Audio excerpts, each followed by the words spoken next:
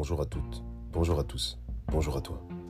Bienvenue dans le Passeport illimité, le podcast qui déconstruit et explore les idées reçues sur la gestion émotionnelle, la gestion du stress et sur la liberté par le leadership. Grâce au processus Full Mindedness, nous décortiquons ces 3 axes fondamentaux qui vont te permettre de lancer ta transformation vers la personne alignée et authentique que tu veux être au quotidien.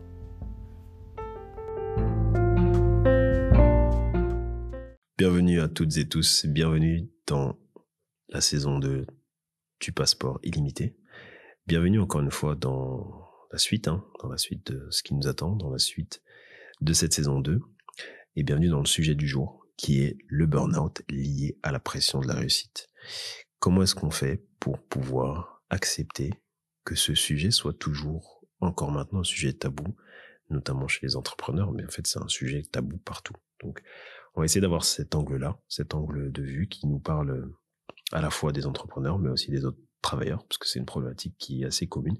Je pense qu'il y a pas mal de gens qui vont se reconnaître dans en tout cas la problématique. Pas forcément que tout le monde vive un burn-out, mais que les signaux qui peuvent potentiellement amener à cette limite qu'est le burn-out sont des signaux qu'on ressent au quotidien. Et l'idée, c'est d'éviter que ces signaux s'accumulent pour pouvoir éviter d'atteindre le point de non-retour. Donc, on va commencer simplement par une introduction, encore une fois, cette introduction qui va nous définir notre thématique et pourquoi cette thématique est impressionnante dans sa capacité à changer complètement les personnes, et impressionnante parce que pour moi c'est impressionnant que ce soit encore un sujet tabou et que ce soit pas quelque chose qui soit totalement bien intégré chez tout le monde comme étant la chose à ne jamais atteindre. En fait, c'est ça qui pour moi est impressionnant. Je suis assez impressionné par notre capacité à négliger un problème tel que le burn-out dans la réalité, à constamment jouer avec les limites pour arriver à des limites par rapport à ce que notre corps peut tenir en termes de surcharge, en espérant ne pas tomber de l'autre côté. C'est ça qui m'impressionne. Donc j'espère qu'on va à l'avenir réussir à ne plus être impressionné par ça et que ce soit normal d'en parler, que ce soit normal de ne pas considérer que c'est quelque chose qu'il faut négliger. Donc qu'est-ce que c'est le burn-out en fait ? Le burn-out, c'est quelque chose qui va être lié évidemment à la pression, souvent, à la pression, à un état en fait émotionnel qui va être assez chronique et qui par sa chronicité va nous amener à un état qu'on n'a pas envie d'atteindre, donc un état de surcharge. J'ai discuté un peu de la surcharge ces derniers temps, et j'ai eu des retours de personnes qui me disaient la surcharge, je sais à peu près ce que c'est, mais c'est pas clair. Donc je vais quand même l'expliquer ici. Le thème de la surcharge mentale, il part déjà du terme de la charge mentale. Qu'est-ce que c'est la charge mentale ? La charge mentale, ça part de l'idée qu'on va accumuler des choses. On va se charger, on va avoir un poids. Dans la saison 1, j'avais parlé en fait de cette notion de charge et j'avais fini par une question en disant quel est le poids en fait que vous acceptez au quotidien sur vous ? Est-ce que vous arrivez à vous rendre compte que vous avez un poids et quel est en fait le niveau de ce poids-là ? Ce poids-là va définir à quel point vous êtes chargé émotionnellement ou non. Et donc, quand on a une surcharge, c'est qu'on a un poids qui commence à être trop élevé par rapport à notre capacité à pouvoir gérer ce poids. Donc on commence à avoir une charge qui devient trop lourde pour nous.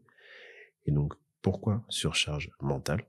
Parce que dans l'aspect mental, il y a plusieurs éléments qui entrent en compte. Et notamment ici, on a l'émotionnel. Tout ce qui concerne la gestion émotionnelle.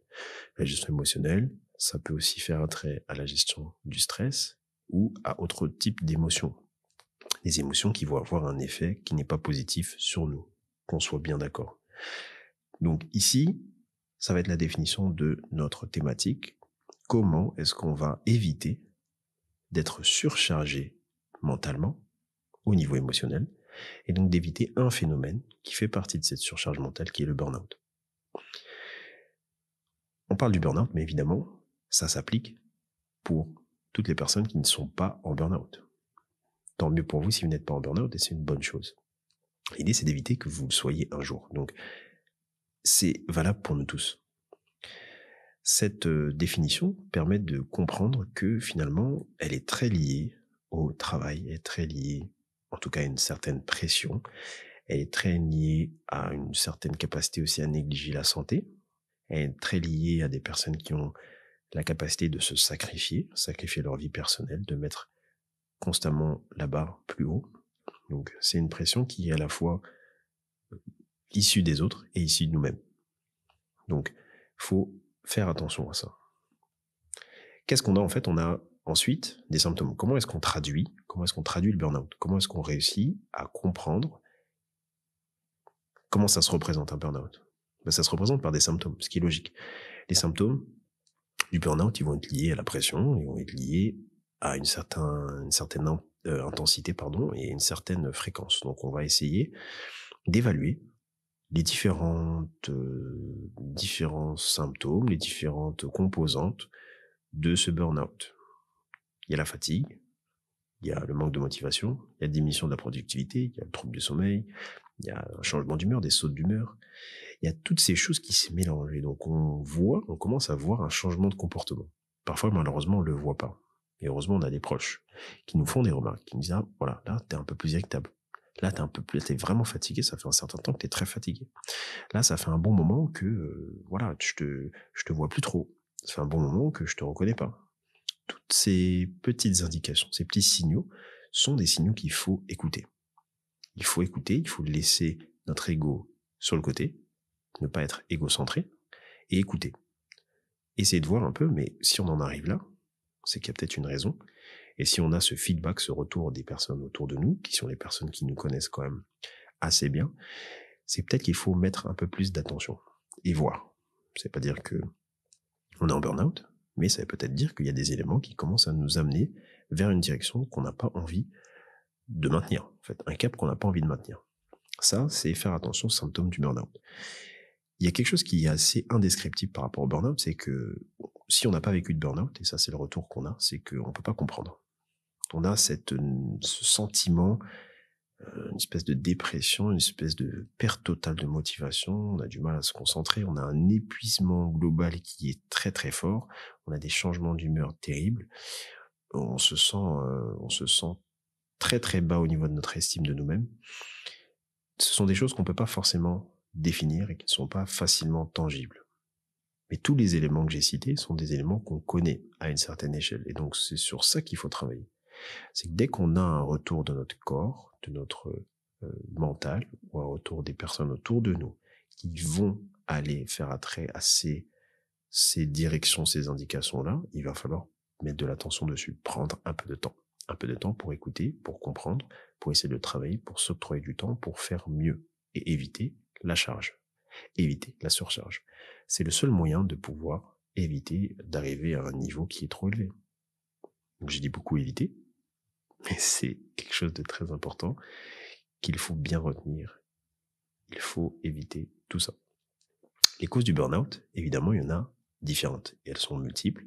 On a parlé de la charge, mais il n'y a pas que la charge, il y a la pression, bien sûr, il y a la concurrence, il y a la culture.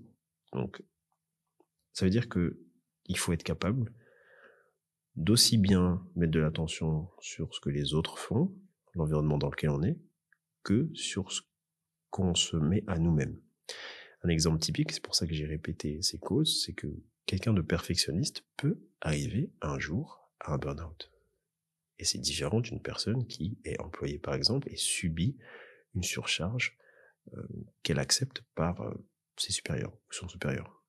Pourtant, le résultat, il peut être le même. Donc, il ne faut pas se dire « Ah, moi, je suis employé, ok, peut-être. » Ou « Moi, je suis entrepreneur, ça ne change rien pour moi. » Ou « Je suis indépendant. » Non, en fait, ça peut venir de beaucoup de directions différentes.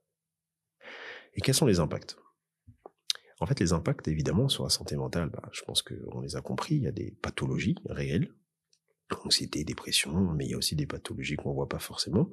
On pourrait parler de l'hypertension artérielle, des maladies cardiaques, des troubles du sommeil qui commencent à être généralisés et globaux. Il y a tout ce qui est douleurs musculaires, aussi articulaires, des problèmes gastro-intestinaux. Bon, non, on ne pense pas toujours à ça, mais ce sont des choses qui peuvent faire partie des impacts. On a aussi quelque chose d'autre, de différent qui est évident, c'est qu'on va perdre en productivité. Et c'est d'autant plus important que notre carrière dépend de notre niveau de productivité, qu'on soit employé ou qu'on soit indépendant, ou peu importe. Donc, Ça va jouer ensuite sur la perte de clients, la perte de revenus, la perte de patients, la réputation, toutes ces choses-là qui font partie de notre estime de nous-mêmes. Toutes ces choses-là qui vont nourrir notre système de valeurs qu'on connaît très bien. Donc si je me définis en grande partie par mon travail, forcément, si je fais un burn-out, je perds une partie de ma définition, une partie de mon identité. Évidemment, l'idée, c'est d'éviter de se définir. Je reviens encore à éviter. De supprimer cette notion dans notre cerveau qu'on est défini par notre travail, par exemple, qu'on est défini par une de nos valeurs. Non, c'est pas vrai. On ne définit pas notre identité par ces choses. On nourrit notre identité par ces choses. Et on les nourrit, ça veut dire qu'on peut les nourrir de différents aliments. Donc si on considère qu'une valeur, c'est un aliment, on doit accepter en fait qu'on puisse changer d'aliment. On peut changer d'alimentation, on peut changer de régime alimentaire.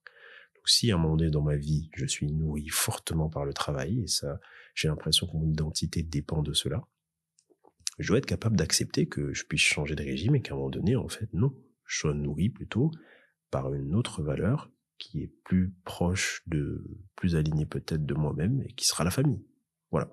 C'est comprendre que pour éviter le burn-out, pour éviter cet état de non-retour, il faut se dissocier nous-mêmes en tant que personne, identité, et tout ce qui nous environne, tout ce qui nous entoure et qui va nous définir, mais de manière biaisée. Le travail, l'entourage avec la famille, les amis, toutes ces choses-là, le sport, peu importe. Il faut faire en sorte d'oublier ça.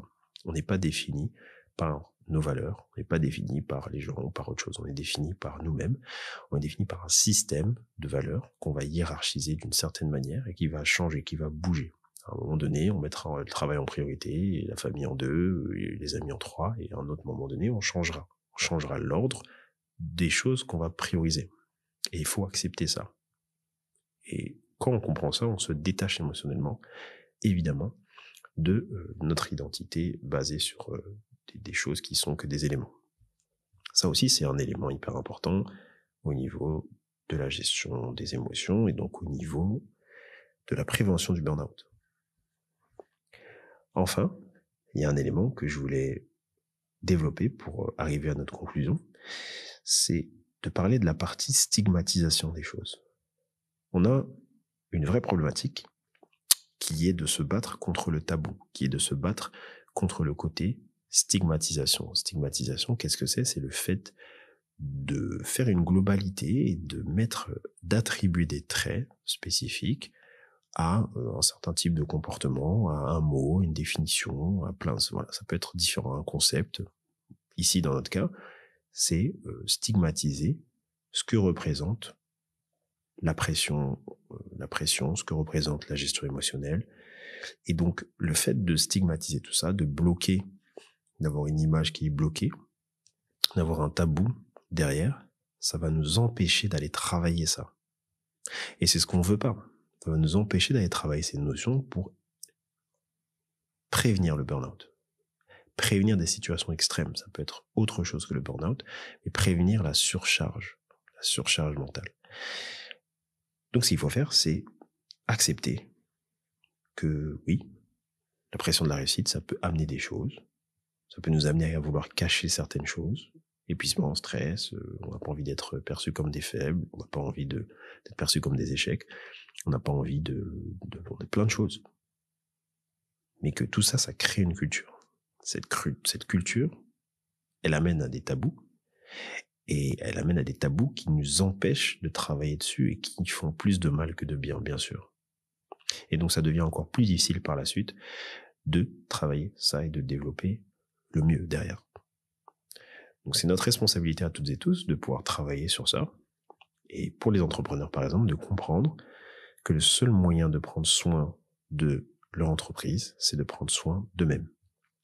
Pour un travailleur, un salarié, que le seul moyen de prendre soin de ce qui lui tient à cœur, de ses valeurs autres que le travail, donc la famille, les amis, de ses centres d'intérêt, de sa personne, c'est de prendre soin des éléments qui composent sa personne. Il n'y a pas d'autre moyen. Et ça va être totalement de sa responsabilité, pas celle des autres. Donc c'est important de bien se souvenir de ça, de voir qu'il y a des stratégies, mais que ces stratégies, elles commencent d'abord par l'attention. Il faut mettre de l'attention sur nous-mêmes pour réussir à arriver à quelque chose qui va nous correspondre et non pas quelque chose qui nous désaligne et qu'on accepte sur le long terme et qui par conséquent nous amène à des limites extrêmes qu'on ne veut pas atteindre. Donc voici un peu le résumé sur l'épisode lié au burn-out, ou lié au burn-out des entrepreneurs, ou lié au burn-out du travail, lié au burn-out lié à la pression. Il faut mettre de l'attention et il faut casser ce tabou-là. La suite au prochain épisode.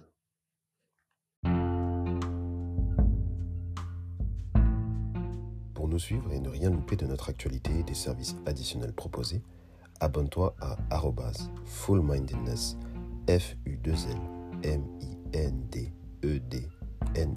sur les réseaux sociaux. Si tu veux en savoir plus pour être accompagné, pense à réserver ton appel stratégique gratuit avec moi, avec le lien que tu peux trouver en description. Bien sûr, abonne-toi au podcast sur ta plateforme de podcast préférée en activant les notifications pour recevoir une alerte à chaque nouvel épisode.